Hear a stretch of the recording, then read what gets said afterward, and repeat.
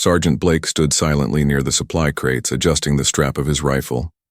The desert wind on planet Java was dry and sharp, full of static and the stench of scorched rock.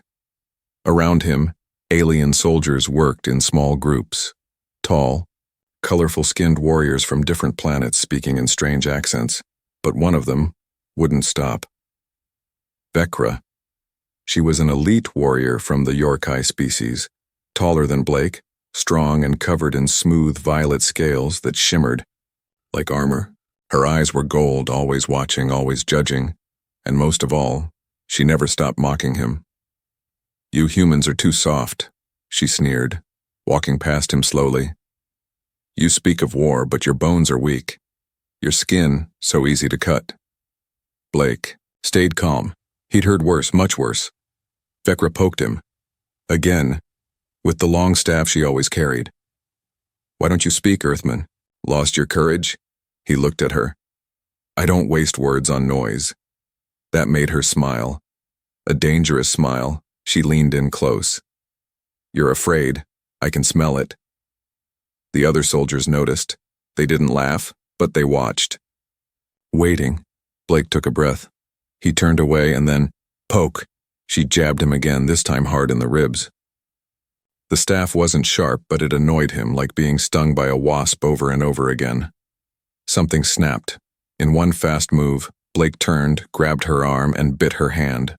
Hard. Her golden eyes widened. For a second, no one moved. Vecra froze. Then, let out a low animalistic growl. Her mouth opened slowly. And to everyone's shock, she smiled. "Finally," she whispered. "Now the real game begins."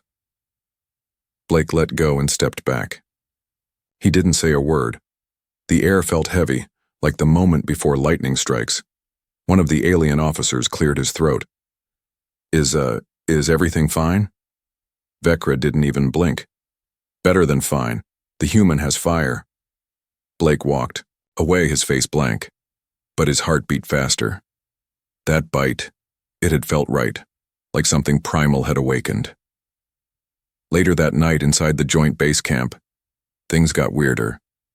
Vecra entered the dining tent, walked straight to Blake and dropped, her tray next to his. No words, just sat beside him, almost touching. "You bit me," she finally said, not angry, almost proud. "You poked me," he replied. She nodded. "I was testing you. You passed." "I didn't take any test. You took mine," she said, sipping her alien broth. "You passed with teeth." Blake stared at her. "What do you want from me?" Her voice dropped to a low growl. "Maybe I want to see if that bite was real, or if you can do more than just bark." He pushed his tray away. "You're insane." She leaned closer. "No, I'm interested." Before he could stand, she grabbed his hand, not roughly but firmly. Her scales felt warm and alive. "You started something, human. In my culture, biting is not for defense. It's for dominance." Blake blinked. "What?" "You marked me. You challenged me." She smirked. "So now I challenge you. Meet me in the sparring ring tomorrow. We'll see who bites harder." And just like that, she walked out. The other humans nearby looked shocked. "What just happened?" one asked. Blake rubbed his temples. "I think I just got into a fight. Or a date, I don't even know anymore." That night Blake couldn't sleep. He kept thinking about her eyes. That smile. The way she didn't get angry when he bit her, but excited. What kind of alien wanted that? He remembered what one scientist had said about the Yorkai. They respect strength, and they respect those who resist them. But this wasn't respect. This felt like something more dangerous and deeper. He knew tomorrow's sparring match wouldn't be a normal fight. This was something else, something strange, something wild. And he had no idea what he had just stepped into. The training. Arena was quiet just before sunrise. Purple fog drifted across the ground like a ghost. Lights buzzed faintly.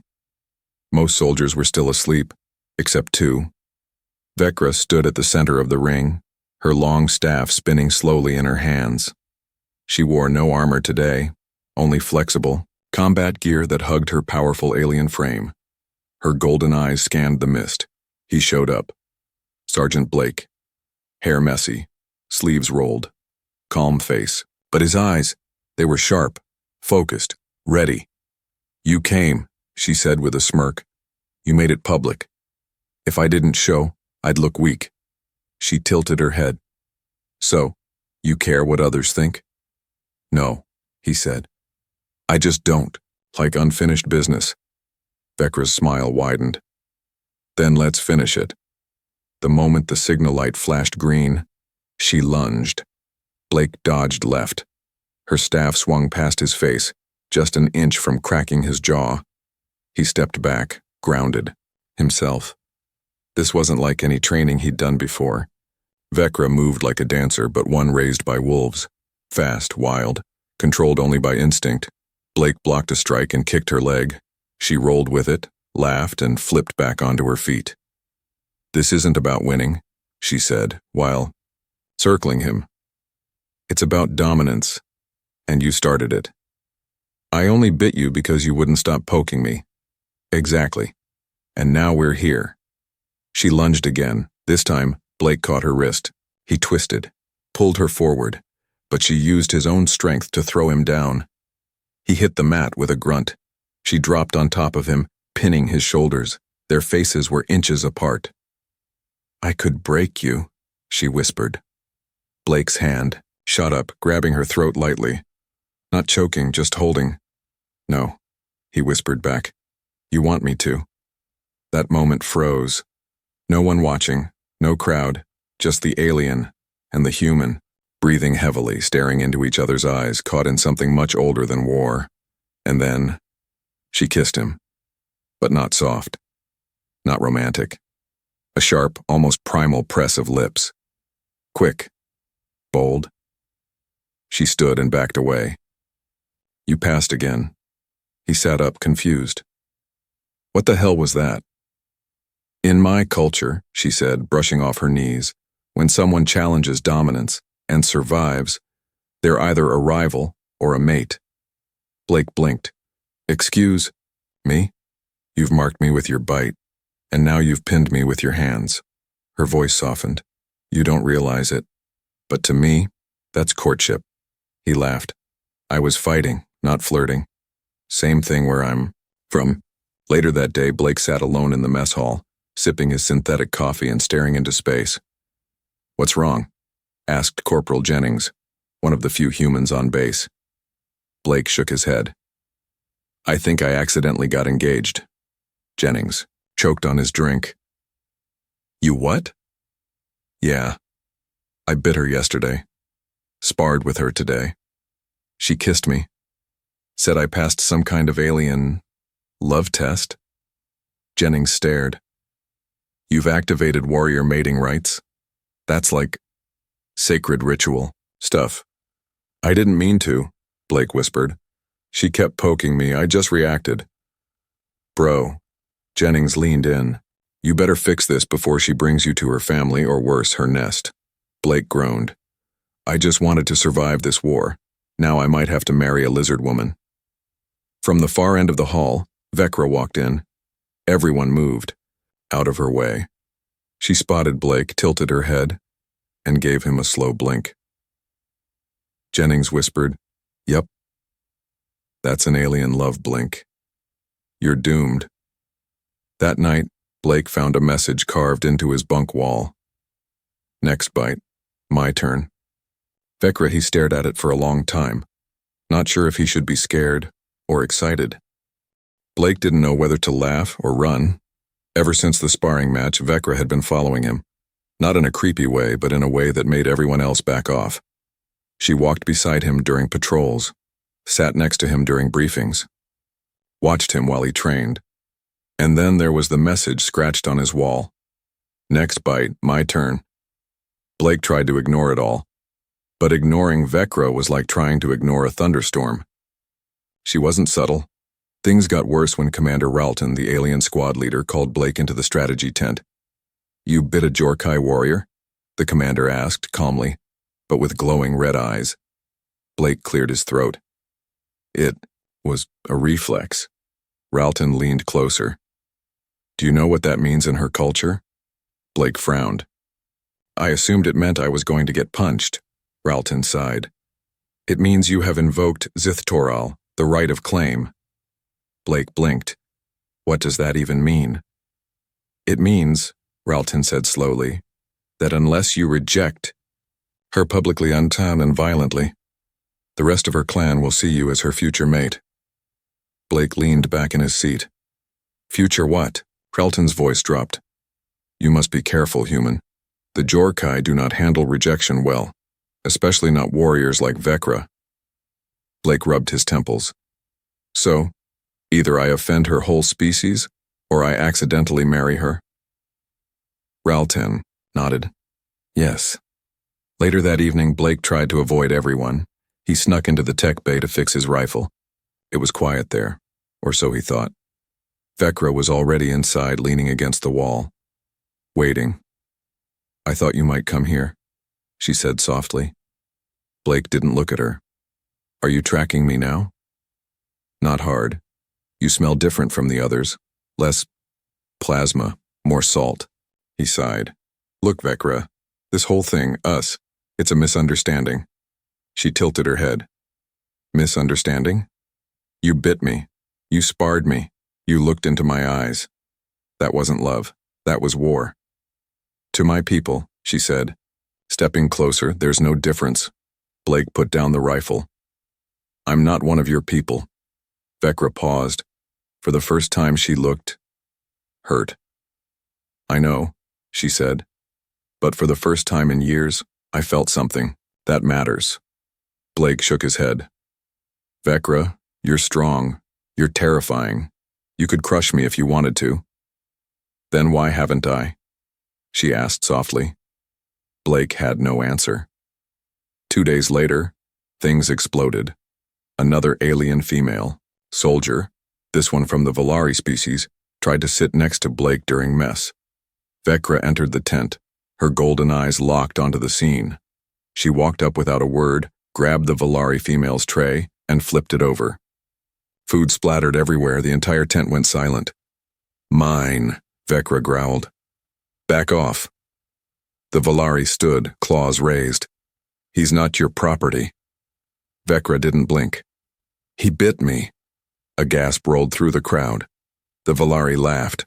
That's not a binding mark unless it's followed by the return bite. Blake's eyes widened. Wait, what return bite? Vecra turned toward him. I told you, she said, stepping forward. Next bite is mine.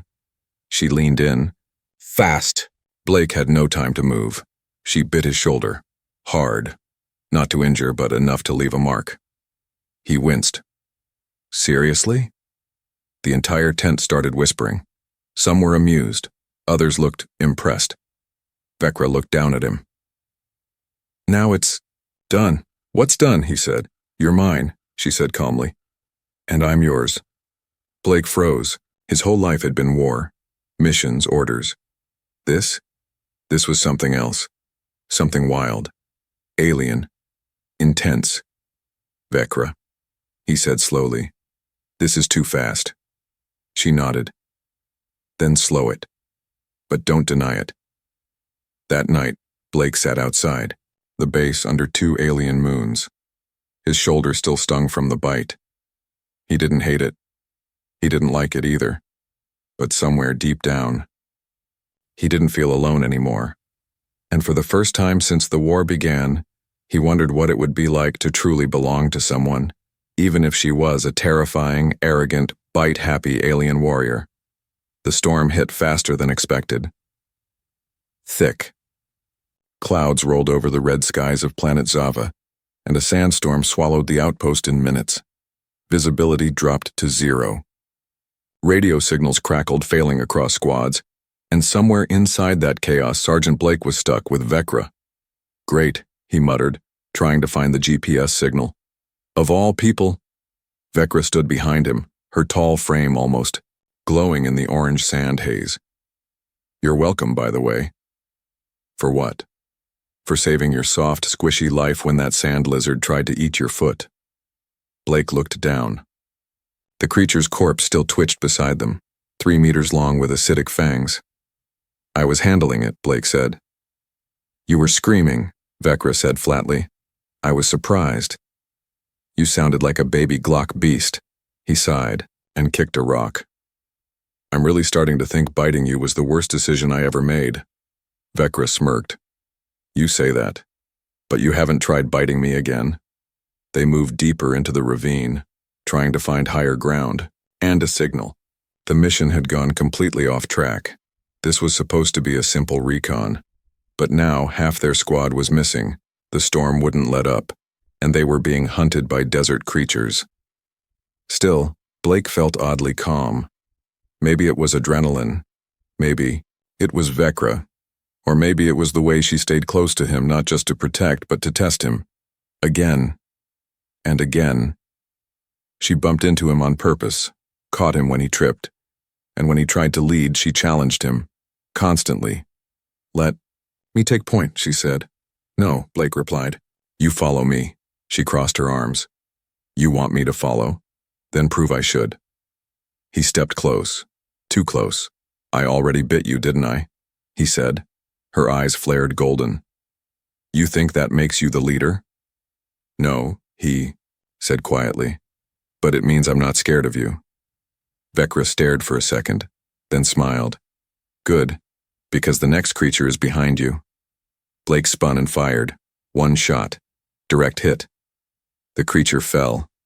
Vecra clapped once, mockingly. Impressive, maybe I will follow you. Hours passed and the storm finally started to clear. They found shelter in an old alien structure, half-buried, broken, full of ancient writing and dead tech. Inside, the temperature dropped. Fast. Blake rubbed his hands, trying to keep warm. You know, I thought deserts were hot. Not at night, Vecra said, sitting on a broken pillar. It's cold. Sharp. Like my people. She looked at him. You're shivering. I'm fine, he said through chattering teeth. She got up, walked over, and without asking, wrapped her arms around him. Blake froze. Body heat, she explained. Don't get excited. I'm not, he said. You are. I'm not. You're warm now. That means it's working, which means I was right. Blake rolled his eyes. You always think you're right. I know I'm right. And what if you're not? She paused. Then I lose. That quiet moment hung in the cold air. Blake looked at her, really looked at her, strong, sharp, alien in every way. But there was something human in her now, too. Softness, maybe, regret, or hope. Suddenly, a loud noise from outside. Something was coming. Fast. They grabbed their weapons and pressed to the wall. A shadow passed the doorway. Heavy footsteps. Growling. Not friendly. Vecra glanced at Blake. It's big. Blake nodded. We stay low. Wait for it to pass. But it didn't. Pass it entered. A towering beast 8 feet tall, 4 eyes glowing, tentacles dragging behind. It sniffed the air, then turned straight toward Blake, and charged. Blake fired. Missed. The thing leaped, but Vecra jumped between them, roaring, staff raised. The fight was fast and brutal. She struck, dodged, rolled, but the creature knocked her back. Blake dove in, slashing with his knife. Together they took it down. Breathing heavy, Blake looked at her. You okay? She nodded. You? He held up a bleeding arm. Nothing I can't handle. She moved closer and licked the blood. Just once. Blake stared. What was that? In my culture, she said calmly. That means I respect your strength. Blake groaned. Of course it does. They spent the night guarding each other's backs. Silent. Together. Something had changed. This wasn't war anymore. It was something deeper. Stranger. And neither of them knew what came next. The mountain winds howled like wounded beasts. The sky above was black, lit only by flashes of alien lightning. Blake and Vecra had taken shelter inside a narrow cave halfway up the cliff. Outside, the storm raged. Inside, it was colder than death. Blake shivered, his hands wrapped around a useless heat pack. This thing's dead. Probably like us in 2 hours. Vecra sat against the cave wall, arms folded, eyes glowing in the dark. Your species is too soft for cold. He rolled his eyes. And yours is too arrogant to admit it's freezing, she smirked. I don't freeze, I adapt. Blake grunted. You just love being difficult, don't you? No, she said. You make it easy. The silence stretched, filled only by the wind. Then, Blake stood up, frustrated. I don't get you, he snapped. 1 second you're trying to fight me, the next you're licking my blood and curling up to warm me like a space blanket. Vecra didn't move. You're angry. Yes, I'm angry. I came here to survive this war, not to get caught in some alien mating ritual with someone who pokes me, bites me, and threatens everyone who talks to me. Vecra stood slowly, her tall frame blocking the cave's narrow ceiling. Her eyes narrowed. I didn't choose this either, she said, voice low. But I don't back down. Not from enemies, not from emotions. Blake pointed a finger at her. This is not emotion. This is chaos. She took a step closer. It's both. He stepped back. No, you're just messing with me. Playing games. She grabbed his collar suddenly. No, human. This is what real connection looks like for my kind. We don't do flowers. We do fire. Blake yanked her hand away. Well, my kind likes peace. Vecra's voice broke just a little. Then why did you bite me? That question hit harder than any punch. He had no answer, not one he could say out loud. Minutes passed. The cold crept in again. Blake sat down, wrapping his arms around himself. Vecra stayed standing, then slowly walked over and sat beside him. Not touching, not speaking, just there. I was bred for battle, she said finally.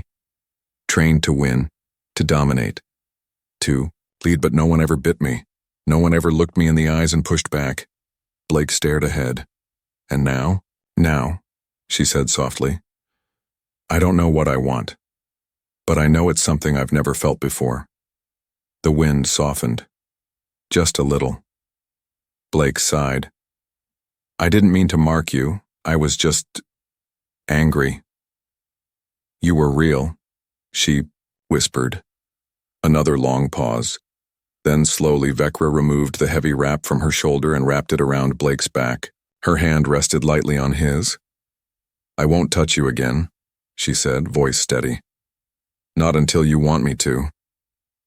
Blake didn't pull away. I'm still mad at you, he said. She smiled faintly.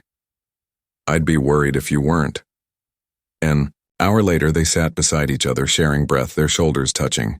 Vecra suddenly said, I almost attacked that Valari woman. I know. You flipped her lunch tray. She flirted with you. She handed me a protein bar. That's flirting where I'm from. He chuckled. And biting someone is romantic? Only if they survive, she said with a teasing smirk. Blake shook his head. Your people are nuts. Vecra looked up at him. Maybe, but sometimes the best things in the galaxy come from madness. He looked back into her eyes and didn't look away this time. The storm passed by morning. They stepped out of the cave, into clear light. But something had changed overnight.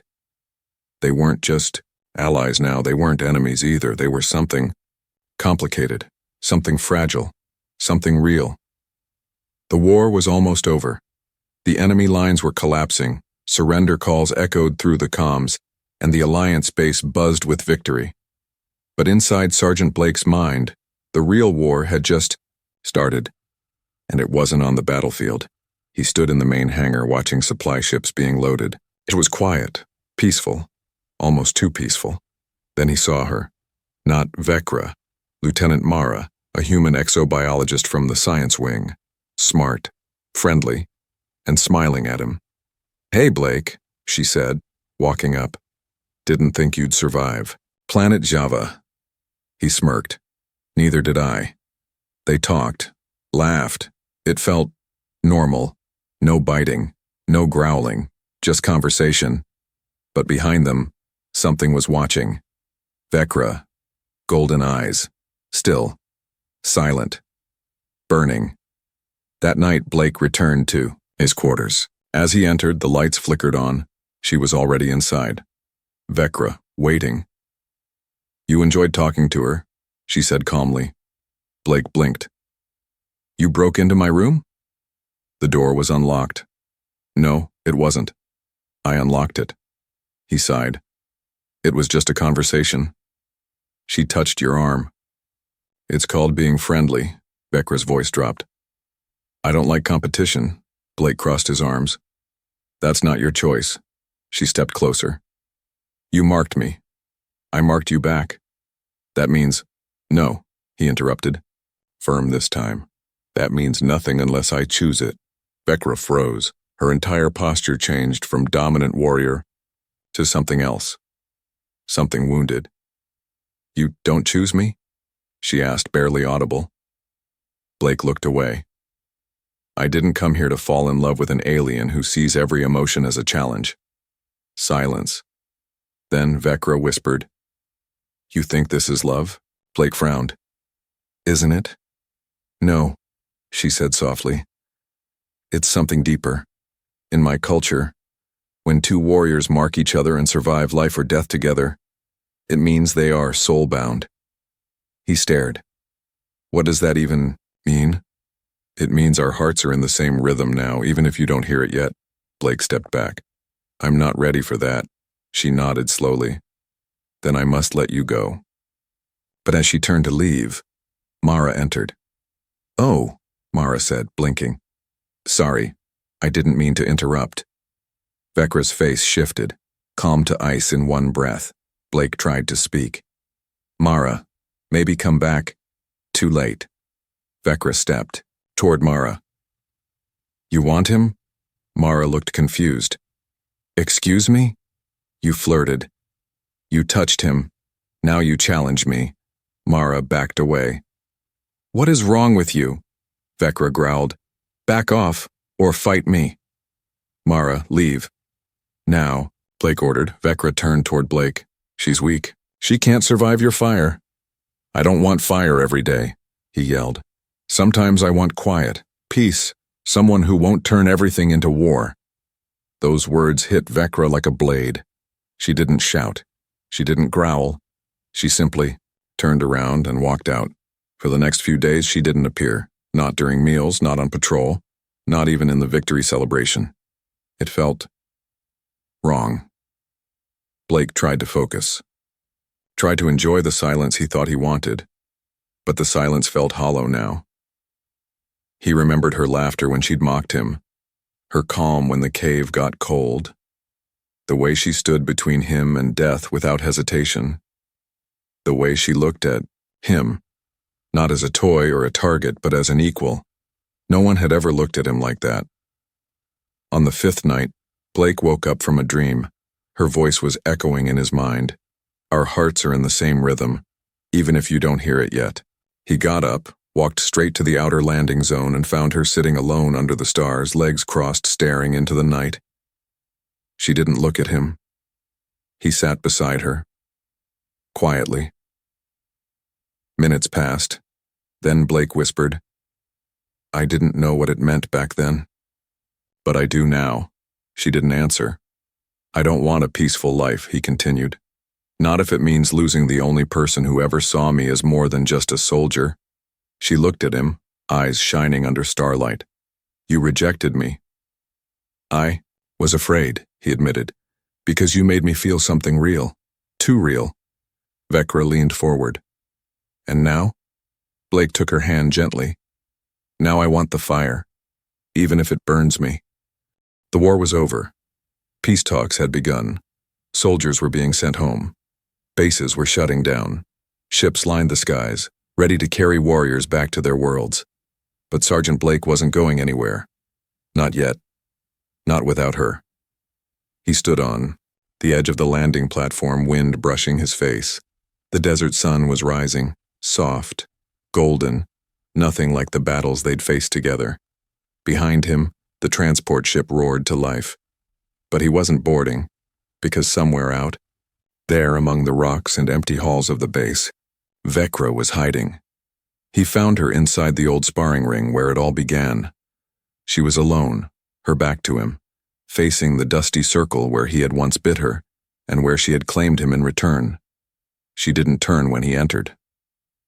"You should go, human," she said softly. "Your world calls you back." Blake stepped forward. "What if I said, I don't want to go back?" Silence. Then Vecra whispered, "Why?" "Because my world's no longer behind me," he said. "It's right here." She turned slowly.